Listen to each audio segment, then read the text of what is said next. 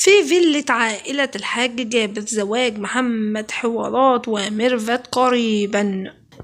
جماله ما شاء الله عليه مظبوط ما فيهوش ولا غلطة. بالفيديو محمد حوارات ينشر صورة لميرفت حوارات، وامتى هيتجوزوا وهيجهزوا الشقة امتى، ويا ترى السبب الحقيقي ايه اللي عطل جوازة حسن حوارات. السلام عليكم ورحمة الله وبركاته.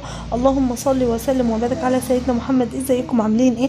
هنتكلم يا جماعة. اول حاجة طبعا ما شاء الله اللهم بارك، حسن يعني الفيلا بتاعته بتجهز، وكمان ما شاء الله جهز كل حاجة وخلص كل حاجة، والفيلا كلها جهزت. ولكن نشر فيديو بقى على قناة حوارات وقال ان الجوازة اتعطلت او في حاجة، يعني حصل في حاجة دربك، يعني خدت الجوازة شوية. الحمد لله يعني هم ما شاء الله ماشيين كويس الحمد لله.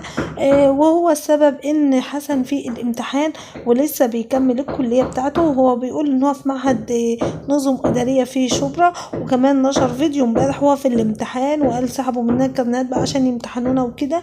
ربنا يوفقك يا حسن ان شاء الله. وكمان لسه هيروح التربية العسكرية اللي في اي جامعة طبعا لأي ولد، فربنا يوفقه ان شاء الله. وطبعا يعني كل ده هيعدي يا حسن بسرعة، يعني ده مش هتاخد شهر ولا حاجة ولا اسبوعين 3 كده يعني، فربنا يوفقه. بالنسبة كمان لمحمد اللي كل الناس بتسأل يا ترى محمد بنشوفش شقة ليه يا ترى محمد، هل ممكن يعيش في دبي، هل هيروح تركيا الحمدي، هل ميرفت ما ظهرتش ليه خالص، ما بيقولش حاجة خالص عن تجهيزات الشقة بتاعته.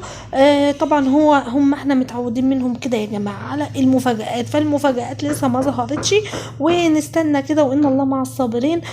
طبعا احنا ما كناش نعرف خالص ان حسن خطب وهو كان لابس الدبلة، وناس قالت ايه لا عادي ده بيلبس الدبلة عادي، وقال لكم ما شاء الله جهز وكل حاجة. فجدع عان ان هم ايه بعد ما داروا على شمعتهم كده تقدي وما قايلين لنا بقى، ربنا يفرحهم.